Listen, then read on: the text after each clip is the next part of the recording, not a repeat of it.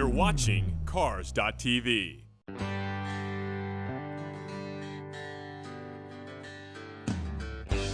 John Buck, producer of the 74th annual Grand National Roadster Show here in Pomona, California.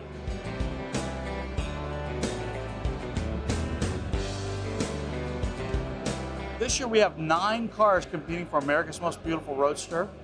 Alan Johnson brought a beautiful pink car over here. We got Roy Brizio and the teams from up north that brought this beautiful Phaeton, it's Flame. And over in Arizona, I've got a beautiful Phaeton that's from Ken Reister, who built that car with the help of his buddies out there.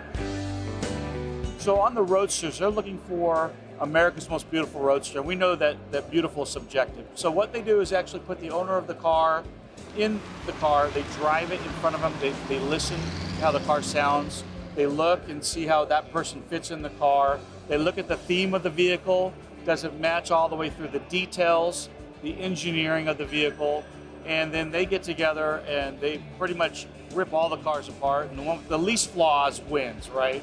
And the same thing with the Slonaker. The Slonaker Award was originally awarded by Al Slonaker to a car that's actually over there in Building 6.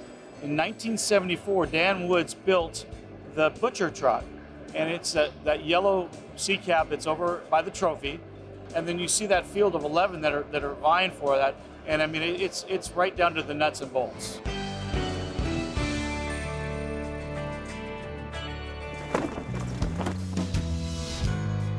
We've got over 600 cars indoors for the show this year. Our feature room, we've got some famous street machines that have been around since the 80s, 90s, and 2000s. They're must-see. We're building a Camaro in that room in 3 days, so very exciting. Other things to see are the Slonaker contenders. There's 11 of those in Building 6. Beautiful cars, trucks, muscle cars, you name it, they're in there. They're all vying for a chance to be on a beautiful trophy like this one. It's been around since 1950.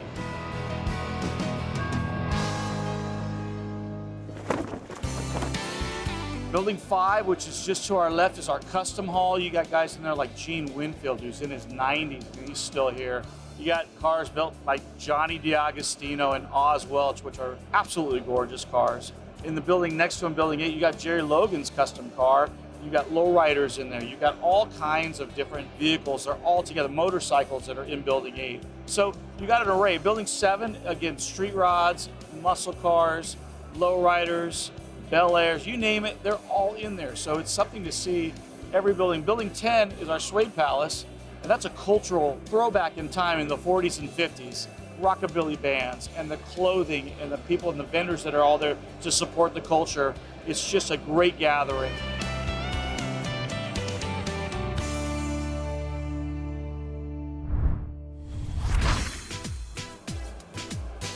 My name is Mackenzie Murphy. I'm also known as the Grease Monkey Princess, or GMP, and we're here today at the Grand National Roadster Show competing for AMBR, America's Most Beautiful Roadster. Ever since I was little, I've always wanted a pink car for myself. I had a 36 Ford stroller that was pink and a 32 Ford Roadster that was also pink, and I was driving around in those, and I just love pink, and I wanted my own big girl pink car to have.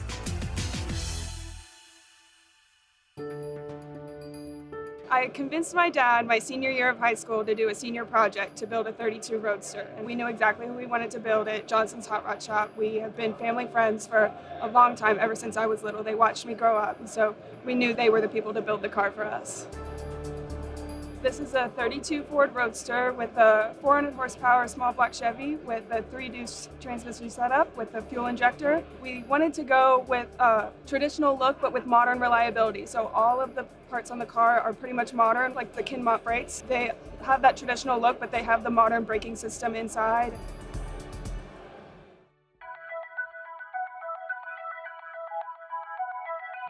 Early on, the really only struggle we had was with the color. So the first kind of couple of months we were going with like a really light baby pink, and we're going to do white walls and all that type of stuff. But we decided that we wanted a more aggressive look and wanted to have that rocker girl vibe. And it took us a while to figure out that we wanted like a hot magenta pink, but that was really our only hurdle. Everything else went smoothly and it was all good. We had to figure out the setup display, all of the things that needed to be done for this. It was just boom, boom, boom. It had to be done so quick. We got the build book, the hero cards, the display setup, the platform, all of that, and everything needed to be cleaned. So it was just a rush to get everything done, but we managed to do it and it looks great. Most of the car people know because they appreciate it, but people not in the car world, they don't know how much hard work and dedication it takes to build these kinds of cars. So I think that most of the people here have an appreciation for it though. We went early January. The car wasn't completely finished, but it was almost done. And so that was the first time I had seen it all in person, almost all done. And so I went and I was just shocked. It just looked so beautiful when I first saw it. And I was so amazed that they even pulled this off with this beautiful pink color, and it looked amazing. The inner child was very happy that she finally has her own pink car.